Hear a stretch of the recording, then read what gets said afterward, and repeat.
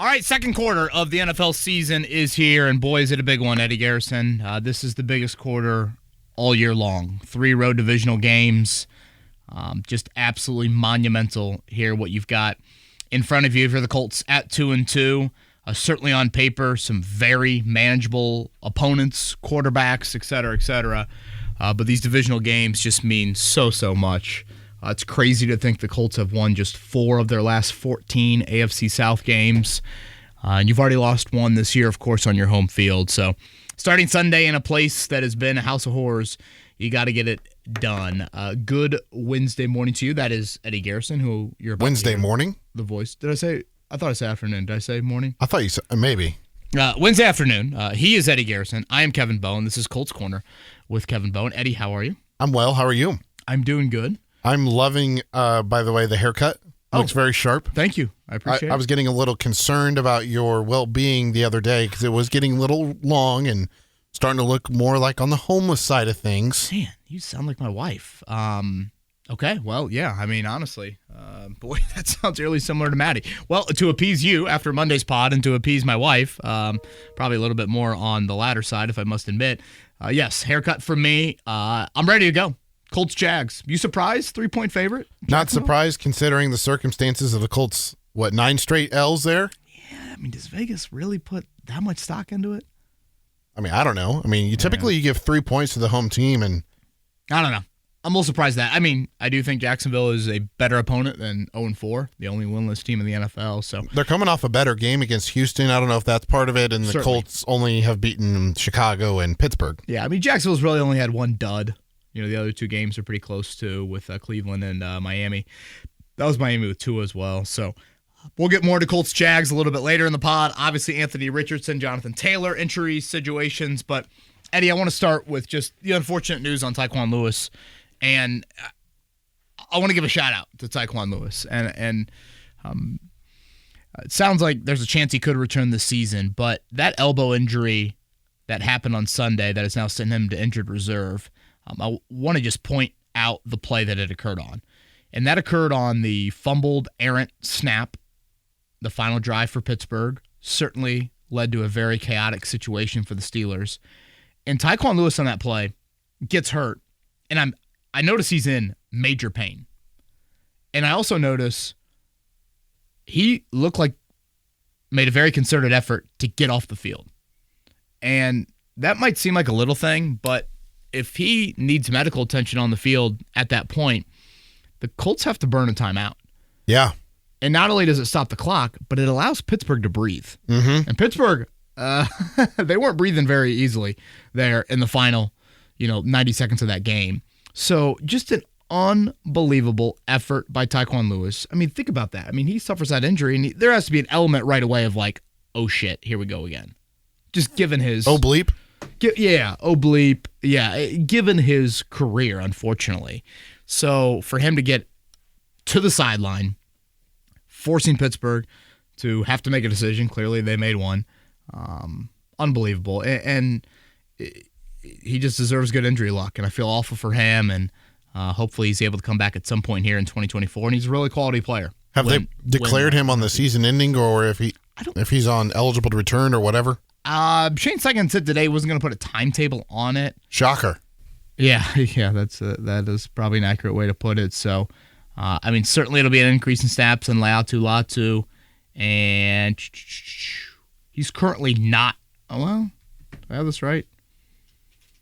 I guess these would have been just the guys at the start of the year, right? Ebicom, and doesn't look like they've isolated him to one way or the other, but they haven't isolated like DeForest Buckner either. It just all the guys are listed on IR there. So, again, unfortunate news. Latu certainly going to be needed. Dayo Dengbo, Taven Bryan, Isaiah Land going to be needed a little bit more. Certainly Dayo Dengbo has been, I thought, a pretty good player here in recent weeks. So I wanted to make sure we started with Tyquan.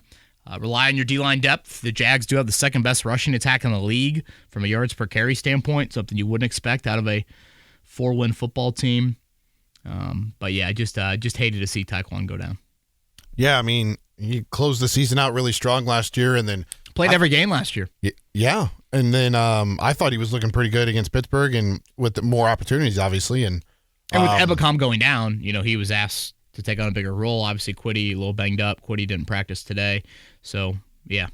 So this is the list right now. Defensive players that are on injured reserve for the Colts. Samson Ebukam with the Achilles. Cameron McGrone, the linebacker with the dislocated elbow.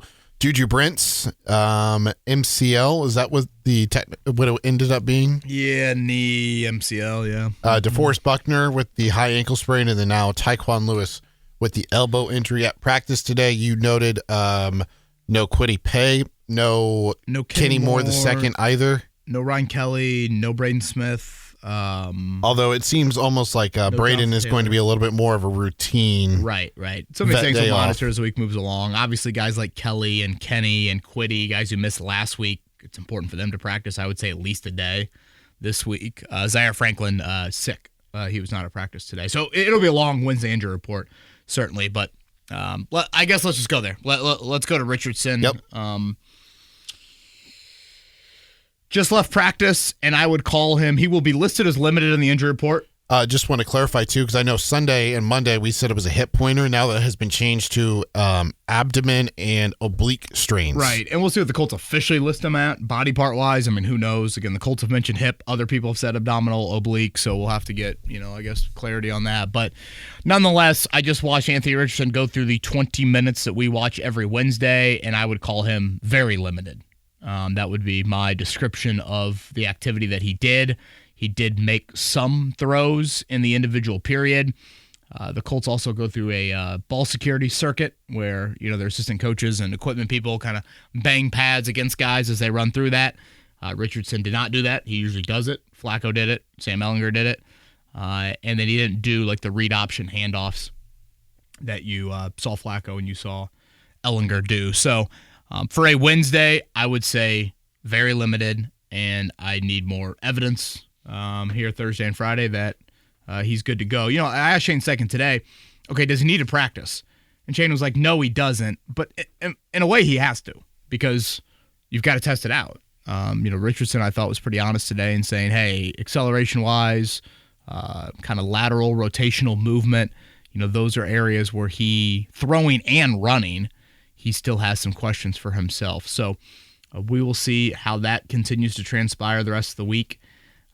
Obviously, the fact that he did anything in practice today is certainly a good sign, but that's where we're at here on a Wednesday afternoon. With those injuries, Kevin, they're very common in baseball with pitchers. Mm-hmm. And I hear pitchers talk about really once it happens and you're starting to work your way back, it's a lot of pain tolerance because it's a very finicky injury in terms of the oblique strain that it is, just because it's your side. So think of like your hip area to like your armpit. It's in that area. And so with a quarterback, you're leaving yourself exposed as it is when you're throwing, but it becomes even more harder because you're putting strain on your oblique as a thrower.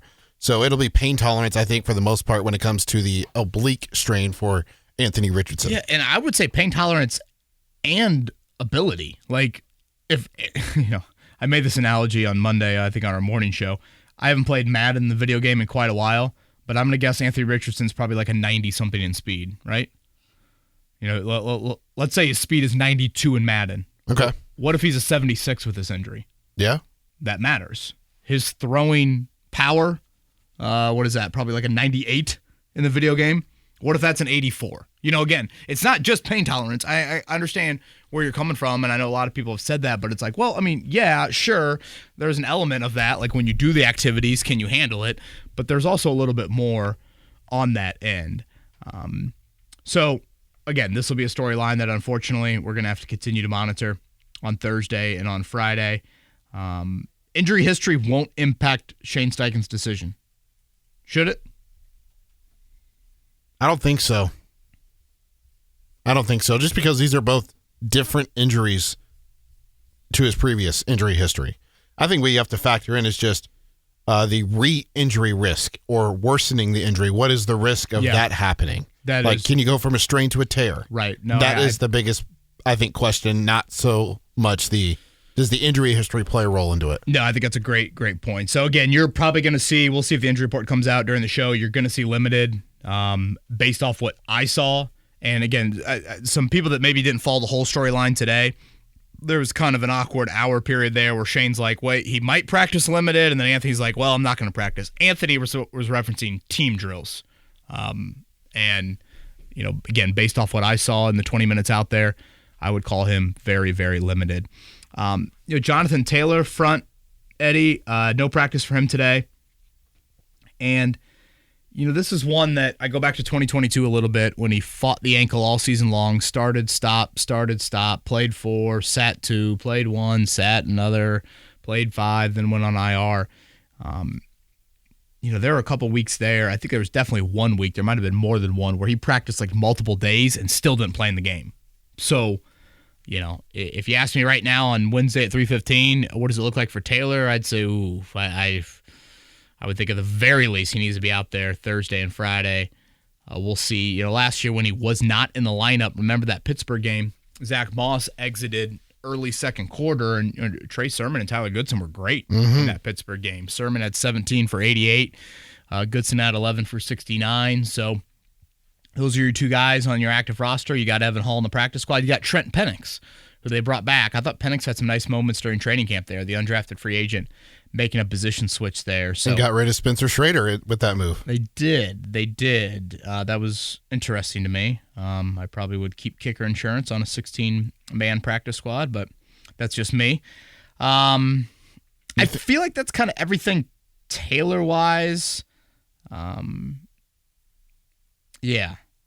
I think that covers Richardson, Taylor. Anything on that front, Eddie, or should we move on to more Jacksonville-specific stuff? Let's move on to the Jags. I'll start with their injury report. Darnell Savage, Devin Lloyd, Evan Ingram, all listed as questionable at the moment. Josh Hines Allen suffered a concussion in their loss to the Texans. Now, that's a big one. That is a big one. 4 sacks against the Colts last year. There's no team he's had more sacks against in his career than the Colts. That is Josh Allen, for those not keeping up to date on name changes. And they're already without Tyson Campbell, one of their best, if not their best cornerback. He was placed on injured reserve in early September. And then last week, Aluakun, their leading tackler from a season ago, probably I think the last 2 years, was placed on injured reserve. That is a huge one. Huge one. He is a Zaire Franklin type. Tyson Campbell, remember the opener last year, Eddie? That was Shane Steichen said, we're not throwing at him. And then the final drive, they finally threw at him, and what happened? He picked it off. So yeah, that's a very good football player. So Jacksonville, with definitely some notable injuries as well. I'll be keeping an eye on the weather. It does look a little iffy over the weekend for some rain in Florida. A part of me is like, does poor weather favor the Colts? Mm-hmm. Like, that's kind of been my thought lately, but then I'm like, Jacksonville's the second best rushing attack in the league through the first 4 weeks. So I always label it, Eddie, when we get to games of like 0-4 football team, Doug Peterson is answering questions about, has he lost the locker room? Is he worried about his job?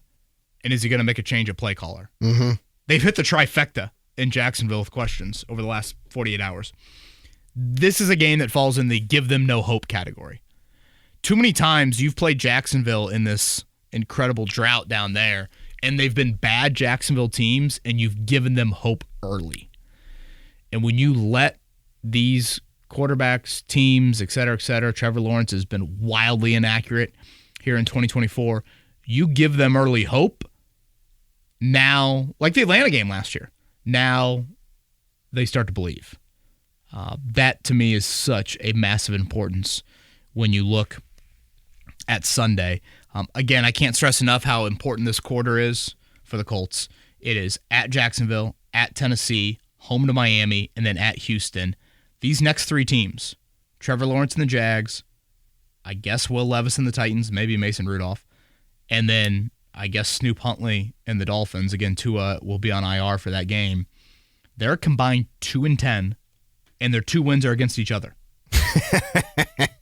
Yeah. So Tennessee beating Miami. Tennessee beating Miami, and Miami beating Jacksonville. Mm-hmm. That's where you're at. And I remember saying at the start of the year, Eddie, for the Colts to make the playoffs, one of these 2 streaks has to end. The week 1 streak has to end, or this Jacksonville streak has to end. Yeah. Now, the week 1 streak carried bigger importance this year because it was a divisional game, because it was Houston in your own building. Well, that streak is still going. Well, now the Jacksonville streak is here. And you have got to win it because you go down 0-2 in the division. You lose a game on paper that obviously is very winnable. That to me is a big, big hole to grow out of. And I mean, not to start getting into deep tiebreakers, but like if you beat Houston at the end of this quarter, that means you've split the head-to-head. Well, what's the next tiebreaker? We saw it last year. It was divisional record. Yeah. Houston had the better divisional record than the Colts. And that's where you'd go next. Well, right now, what's Houston in the division? They're 2-0. Yeah. What are the Colts? They're 0-1. So I mean, these are things that on October 2nd, I feel like an idiot even talking about, but I think you'd be living under a rock if you don't want to acknowledge them at all. I guess before we get to Jacksonville specifically, should we do the therapy? Yes. Let's do the therapy. Should we go over the losing streak in Jacksonville? Yes. Name the starting quarterback for the Jags the last time the Colts beat them.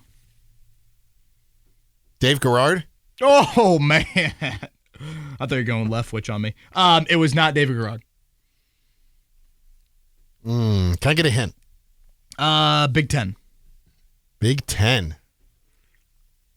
That's not Bortles, is it? I could have sworn he got a Super Bowl ring. No, not a Bortles.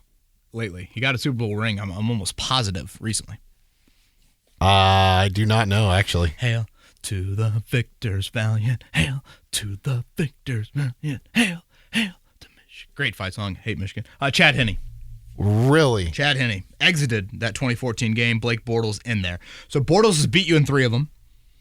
Gardner Minshew's beaten you twice. So I was right. Bortles is what I said. Well, Henne was the starter. Oh, okay. Yeah. And you know how they give it to the starter. Bortles beat you 3 separate times. Then it went to Cody Kessler. Remember that epic 6-0 game? Oh, that's when they were trying to make Denard Robinson a running back. Gosh, I totally forgot about that aspect to it. Gardner Minshew for 2 years, Trevor Lawrence the last 3. So just to go over it, last year, 37-20. Awful offense down there. 2022, that was like the oh shit, Matt Ryan sucks game. That's 2. You got that was 2 bad. cookies to put in the jar. Come on, Kevin. 24-0 in 2022. 2021, that was the awful final game of the season. You know, you get blown out there against a bad Jacksonville team at the end of that 2021 season. 2020 was Urban Meyer's only win. First game of the season. Gardner Minshew beats you. They go 1-15. 2019 was also a season finale. Minshew really torched you, if I remember correctly. Jacoby was the Colts starter in that one. 2018, Cody Kessler beats Andrew Luck 6-0. I think the Colts had 13 red zone drives and somehow still came away with no points. 2017, Bortles 30-10. 2016 was in London. Still couldn't get done in London. 30-27. Dwayne Allen, a big drop late. Antonio Cromartie burnt. That was the outdoor press box in London. They were. I just remember the Wembley fans just cheering for punts. It's wild how it all started. 2015, Eddie, at that point, the Colts had won 16 straight divisional games. 16 straight. Right now they have won 4 of 14 in the division. 4 of their last 14. You go back to that 2015 season. Again, the Colts have won 16 straight divisional games. In December, they're a 6-6 football team. 4 games to go. They are up 13-3 late in the first half. Next thing you know, Andre Branch fumble return for a touchdown. Instead of potentially it being 16-3, maybe even 20-3 at half, it becomes 13-9 Jacksonville. They miss the extra point. And Jacksonville puts up 42 second half points. 42 in the second half. That final 51-16. And that started the streak. Just crazy. I mean, that probably ended the Pagano-Grigson era, more or less. Ended your 16-game divisional streak, and the rest is history. Wild. Okay, the Jags aren't good. 2024. I don't think they're that bad, though. I don't think they're 0-4 like stinky Carolina and New England last year bad. Tom Coughlin back in the building. A little Ring of Honor coming up here this weekend. Trevor Lawrence, it is... boy, it's absurd. You know how Next Gen Stats does like that expected completion percentage? Yes, sir. His right now through 4 games, worse than Zach Wilson when he got benched worse Wow. than Bryce Young when he got benched.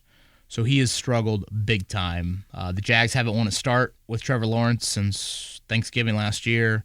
They're 1-9 in their last 10. Again, C.J. Beathard 9 straight L's, too. won the lone start there. 9 straight losses with Lawrence, right? Yep. Yeah, and like you said, to lead off there, they could be down their top 3 defensive starters and a few others kind of on that list. So health-wise, I'm like, damn, both teams seem to be banged up. Possibly the Colts a little bit more, but still. I do think their skill group is better than 0-4. I was going to highlight that, if Evan Ingram is healthy and Travis Etienne, and sounds like Brian Thomas Jr. has had a really nice start.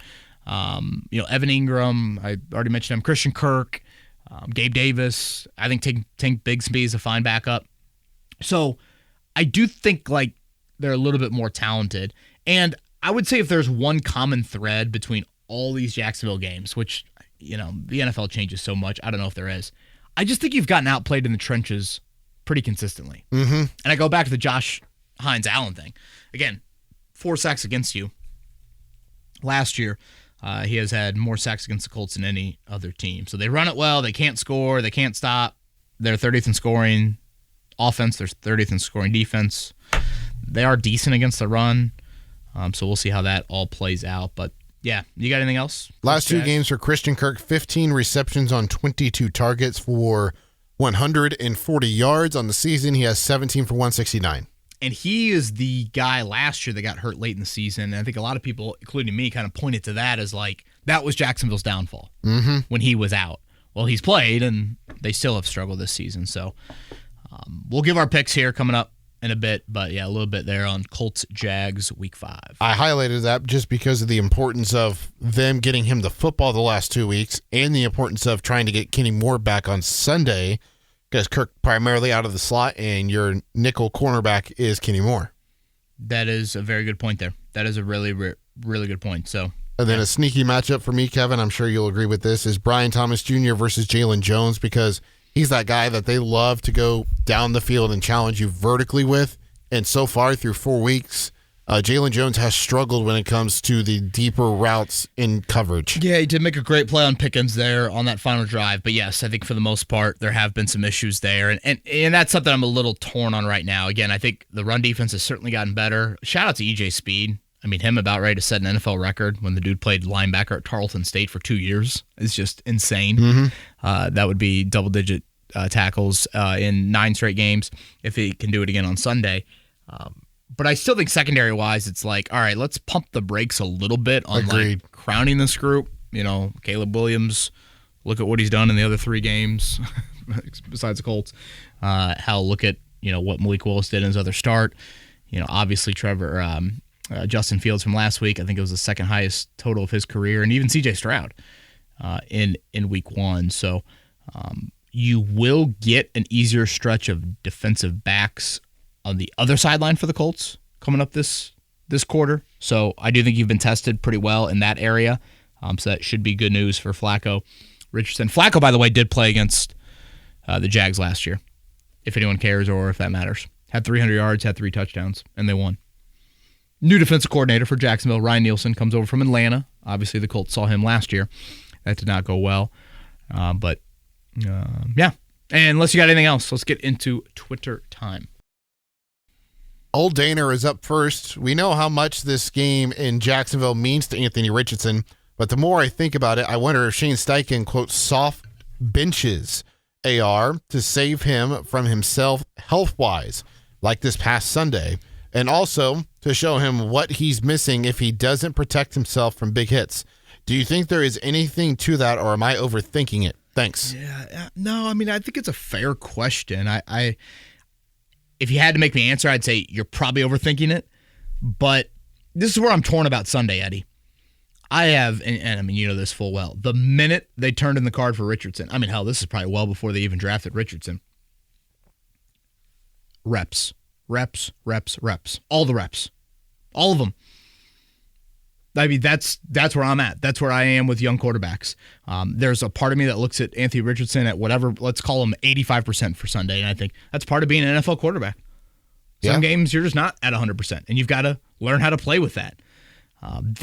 That's a big part of me. But then another part of me is like, Well, can you imagine Anthony Richardson goes out there and either he looks awful on Sunday or, God forbid, he takes a shot to that area and he injures it even more. Then can you imagine the discourse of like, why was he out there?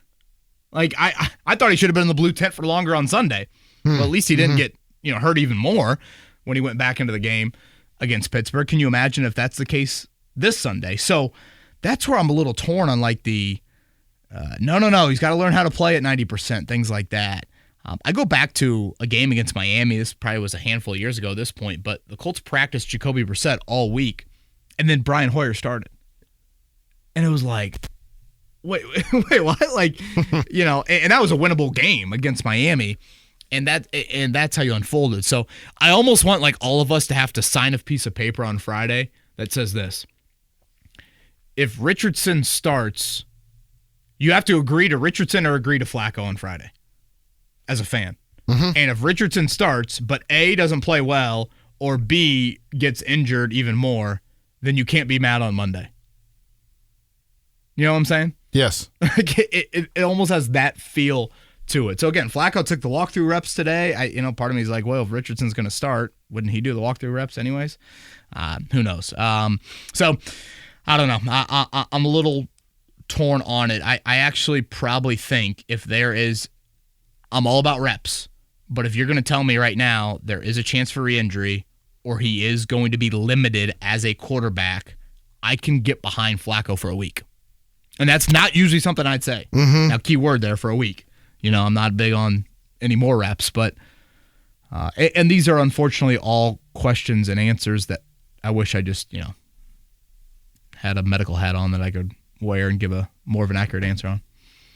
Craig is up next. Any chance the Colts trade for Devontae Adams? Sounds like $10 million, which the Colts have, and a second-round pick. Could finally get the superstar wide receiver. Not an urgent need, but it is intriguing. Certainly intriguing. I think there are some other teams out there that probably make a little bit more sense to Devontae Adams, if that matters at all. Saints and Jets, right? Yep. Shocker, right? Right. Aaron Rodgers and Derek Carr. Given those quarterbacks there. I also thought Commanders. I thought Steelers. It's not like they're paying a ton to their quarterback. I don't know if I trust George Pickens for 17 weeks. I don't think I do. But, Craig brings it up, and, part of me is like, hey, aging wideout, no, I don't think so. But certainly the Colts expressed some interest in wideouts this offseason. We kind of went over that with whether it was trading up or Justin Jefferson or however you want to look at it. So many people use the Josh Allen example for what Anthony Richardson could turn into. Well, if you want to look at when Josh Allen's accuracy really took off or started to improve, Stephon Diggs came down. So, do you feel like you need that? But I mean, as of right now, I don't have that much to disagree with on the Pittman, Pierce, Downs, Mitchell front in terms of getting open. I don't think it's perfect by any means, but yeah, I don't have too big of an issue there. Flippin likes your point with Anthony Richardson because that is exactly where he is at. You have to run him and use his talents to get him full potential. How do the Colts balance this moving forward? I personally don't think this will work if the Colts try to make him a passer that occasionally runs. Oh, man, there's just no easy answer. I mean, that's why I've tried to come up with a limit, not eliminate. You still use them, but you don't run them like Notre Dame runs Riley Leonard. And when I watch like Jalen Hurts and I watch Josh Allen, now Josh Allen more than in years past, I talked about this on Monday. Those guys brace for contact more than anything, and I just don't see that with Anthony. He's always trying to fight for that extra yard, and he's lowering his shoulder or he's lowering his helmet. It puts himself in compromised positions. Yeah, he definitely runs more like a fullback or even a tight end in the open field. And again, his body offers a huge target to hit, and that's, I think, kind of what you saw on the hit on Sunday there. The Allen thing, I agree with you partly, but then I watch him get smoked on the trick play Sunday night. That was a 6'4", 338-pound dude that hit him. I think that's a little different, though, because you're not utilizing him as a runner. But That's like, more of like in pass protection almost. Allen gets hit on that play by a dude that weighs 338. Head just slams the turf. And Next Gen Stats even did like a mile per hour thing. The dude was humming as much as a 338-pound dude can hum. Like, it's not like he was, remember Flacco took that sack late in the game. You know, Yes. that's kind of a slow sack. It's not like Cameron Hayward could rev it up. Isaiah Land into Justin Fields. Even that, you know, like this dude was coming after Josh Allen there, and 338 pounds. And does he miss a snap? No. I mean, it's just like, this is where I get back to, like, are some dudes built differently? Maybe. You know? And that's where I just shrug my shoulders and hope that you have something enlightening, because I don't. But please still listen to this podcast. Rodney says, hypothetically, it's Sunday and Anthony Richardson can't go. Or he gives it a go but has to come out again because of the injuries. Oh, jeez. Joe Flacco takes over and torches the Jaguars. Colts get a win down there for the first time since wagon wheels became obsolete. Oh, boy. I know where he's going with this one. In either scenario, the Colts are in a spot they don't want to be in. The players want to win. They would rally around Joe Cool, and now momentum is built, which is oh so important in football. You have to sit Anthony Richardson and ride the hot hand then, right? I believe the offense is way more dynamic with Anthony, but it's a bottom line business. What on earth would you do? And therefore, you reject this scenario out of hand. You have to admit it's more than plausible. Thanks, Eddie and KB. Love the pod. Go Horse. Rodney, thank you. Eddie, last time the Colts won down there, a man 2014. A man in the news recently. I was in high school. Look at that. I was a sophomore. A man in the news recently, starting at right tackle. That would be one Gosder Shareless, of course. How about Josh McNary in the starting lineup? Ahmad Bradshaw was, I think, the leading rusher for the Colts. Ahmad Bradshaw, 9 for 65. Andrew Luck, outstanding. One of the best statistical games of Luck's career. 31 of 39 for 370, 4 tutties. They were up 30-0 at halftime. Was the oh-so-beloved Trent Richardson on the team? Trent, 14 for 57. How about that? Unbelievable. McAfee had a great net punting day, 53.5. Just incredible here. Are you looking at the box score over there, or is this just off the dome? No. Gosh, Bjorn Werner played in the game. Saw Bjorn last week. I was about to say, he was in the house. At the Colts complex. Okay, Rodney's question. Should you start Flacco, right? That's the basis of it? Pretty much. Okay. No. Now, let me start here. It's an awkward state for the franchise to be in. You know, Is it, though? Well, yes, because you're in your worst playoff drought in 30 years. And so urgency's high. So you would think there's an element of like, you do everything to win right here, right now. But then it's like, wait a minute, you drafted one of the biggest projects, and I say project, don't think of it in a negative stereotype. You drafted one of the most inexperienced quarterbacks. Raw, thank you, in the history of the NFL for a first-round pick. Mm-hmm. Certainly a top 5 pick. So he needs all these reps. And you know where I have stayed on this boat for years, Eddie? Yes, I do. Sustained success. How do you achieve it? The 3 best teams in the AFC over the last 5 to 6 years, however you want to label it. Quarterback. Chiefs, Ravens, Bills. They've had the same guy under center. And the same head coach. So, and then, like, there's part of me, it's like, I get it, Rodney, but, like, are you doing this every year? You know, I mean, what happens in 2025? Richardson plays, a little up and down. He gets hurt for a game and a half. And who would their backup be next year? Who's the next Joe Flacco? Hell, it might be Flacco.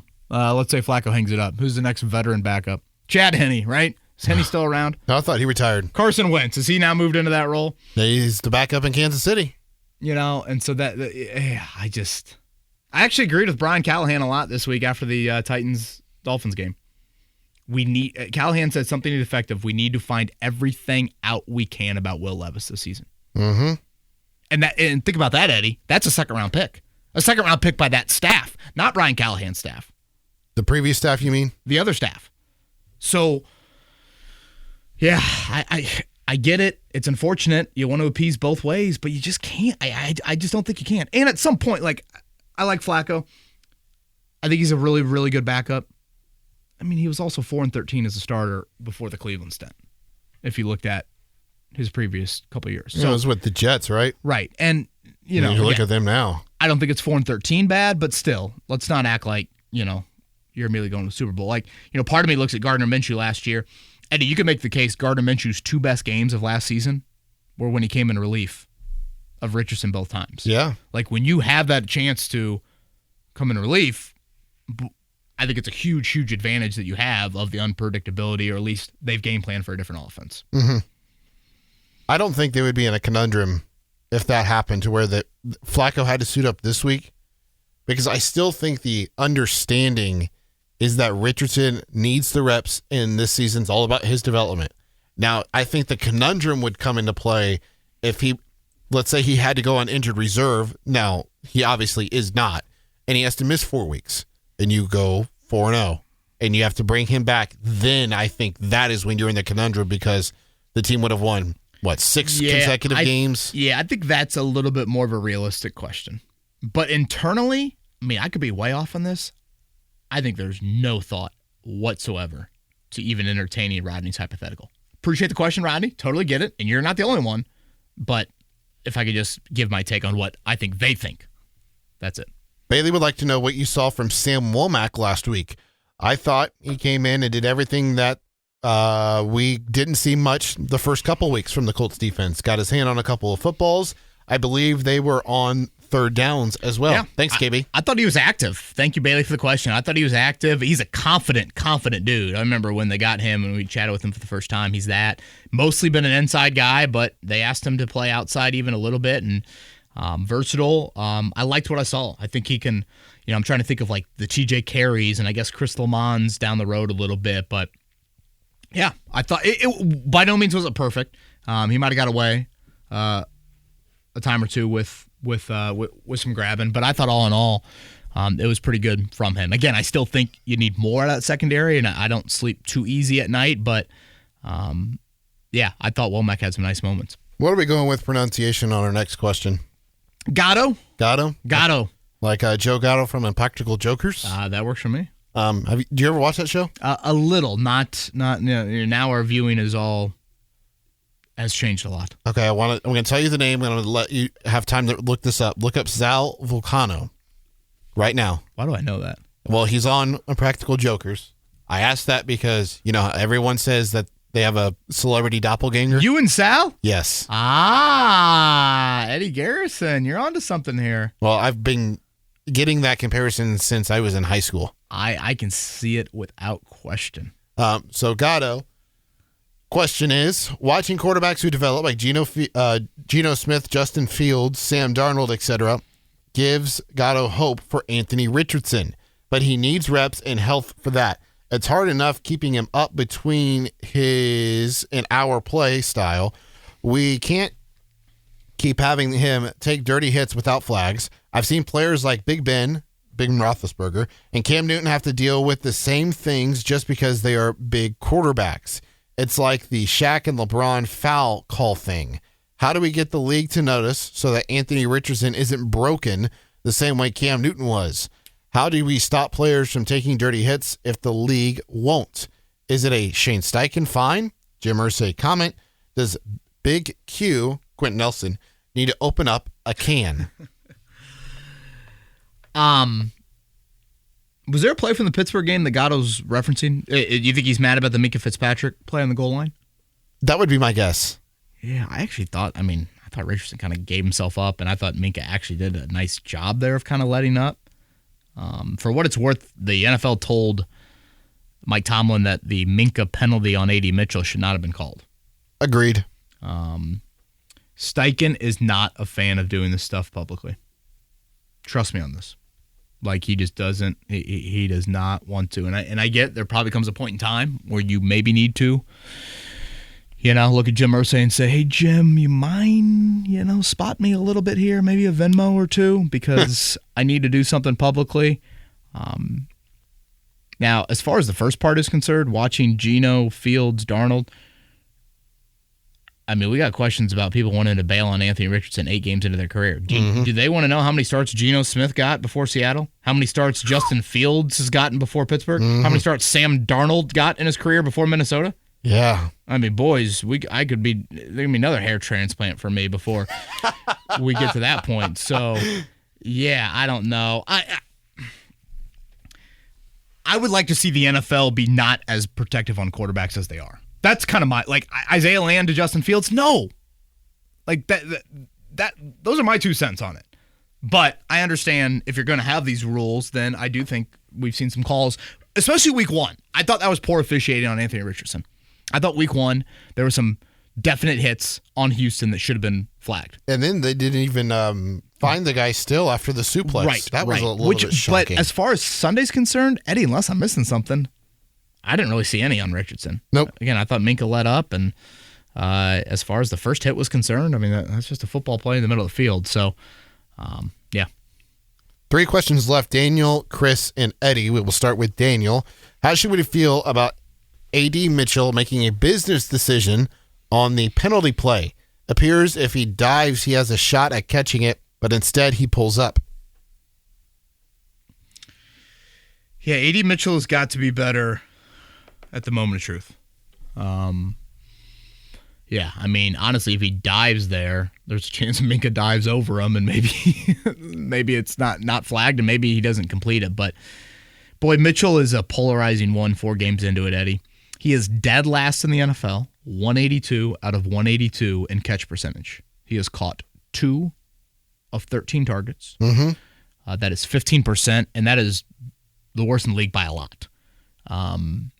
There's context around it. I'm optimistic about A.D. Mitchell. Is there only like 1 or 2 drops maybe? 1 I can think of in Green Bay. Right. Now, this question Daniel would refer to I guess in a way, is calling this a bit of a drop, and just, there's probably been 1 or 2 business decisions if you want to look at it. I'm trying to think of the other one. Green Bay, was that the other one? I'm optimistic, though. I would rather have a guy show me the ability to get open right now and separate, and he can do that, and then Reggie Wayne will help him at the catch point. I don't remember this being that big of an issue at Texas. Again, there are reasons why he was the 11th wideout taken in the draft. I don't want to ignore that. But still, I think this is more coachable than saying, hey, man, go learn how to create separation or go learn how to, win free releases. Daniel, yes. Did he make a business decision on that play? I mean, I guess he did. Would you rather have the player draw the penalty to get you the yardage, or would you rather have him try to make the catch where it could be very 50-50? Again, if Michael Pittman's making that play, he's obviously diving for it, but there are elements to Mitchell's game that, frankly, Pittman doesn't have. And again, he's a long ways away, but Pittman has said that on the record. So, it's wild to say these 2 things.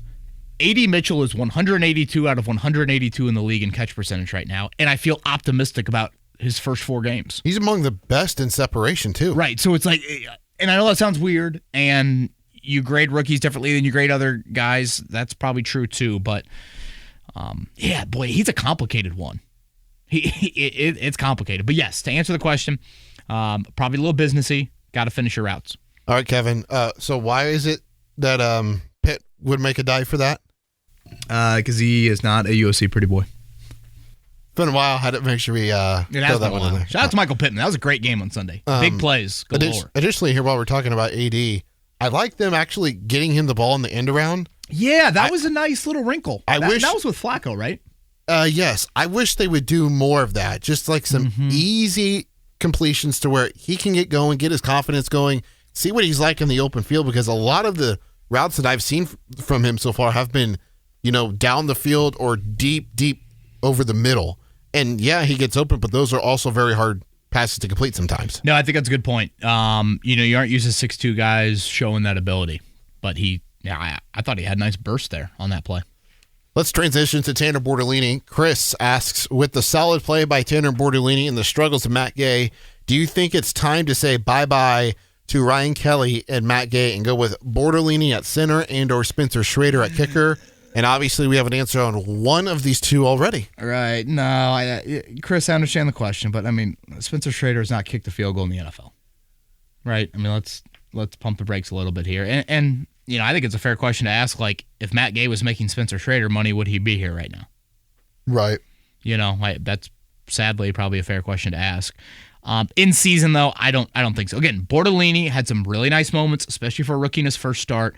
I don't think I'm ready to give him the torch right now, but I think based off age and finances and those things, I think making that sort of move in 2025, I see plenty of reason to do something, or certainly explore something on that end. But, uproot it right here and, week 4, whatever. No, I don't necessarily look at it like that. You think Matt Gay just needs to see one go in for 50+? Because we've talked about it time and time again. It's all left. And so to me, it's more of like I don't know if it's an approach, but more of like just the way he's kicking it. Just like the routine or whatever technique, I think is the word I'm looking for there. So, I actually think the golf analogy applies here. Matt Gay mentioned this on Monday, and I appreciate Matt Gay being as candid as he was about it.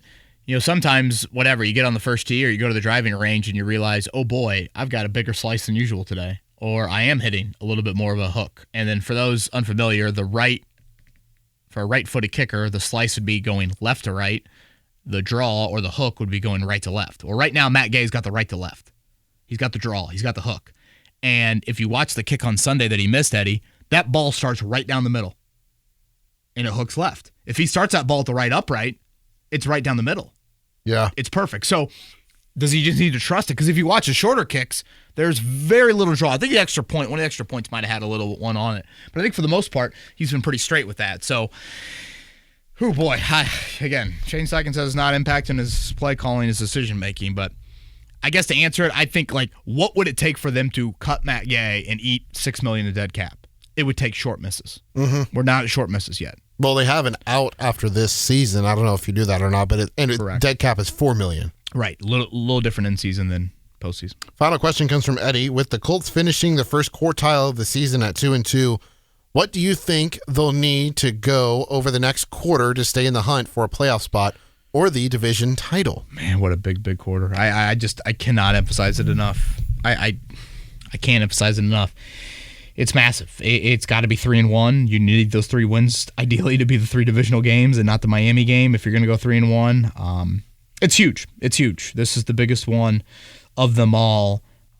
Just to reference your preseason prediction for the Colts schedule for this stretch, you had the Colts beating the Jags, you had the Colts beating the Titans, you had the Colts losing to the Dolphins, and you had the Colts beating at Houston to go 5-3, and then you had them winning at Minnesota to go 6-3. Yeah, obviously some things have changed in terms of Tua and Darnold, but I was about to say the record can still get to 6-3, just not in the fashion in which you had it. Right. So I mean, if you could give them those 3 divisional wins, can you imagine? I mean, that'd be huge. And again, 2-10. These next 3 opponents, and the 2 wins are against each other.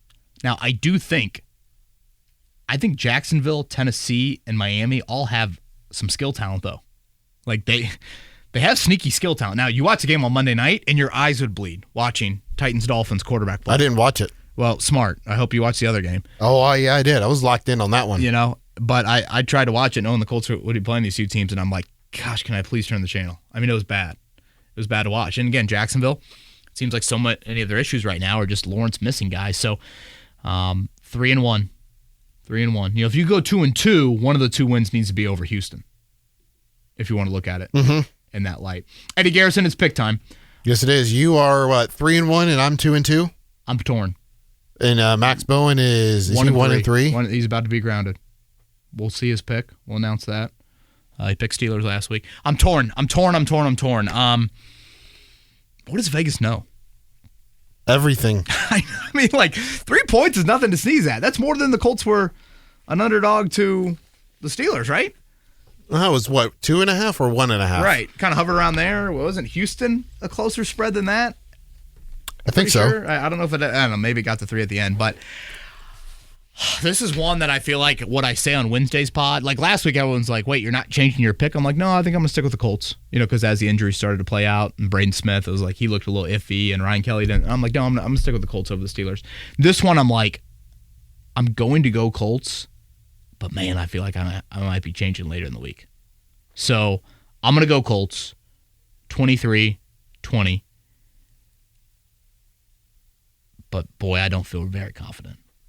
I don't. And I don't think I've been like that wishy-washy on a lot of the picks this year. But I'm pretty wishy-washy right now. I'm with you on the wishy-washy. I keep going back and forth. Can I do a tie at 17-17? Oh, stop it. I will take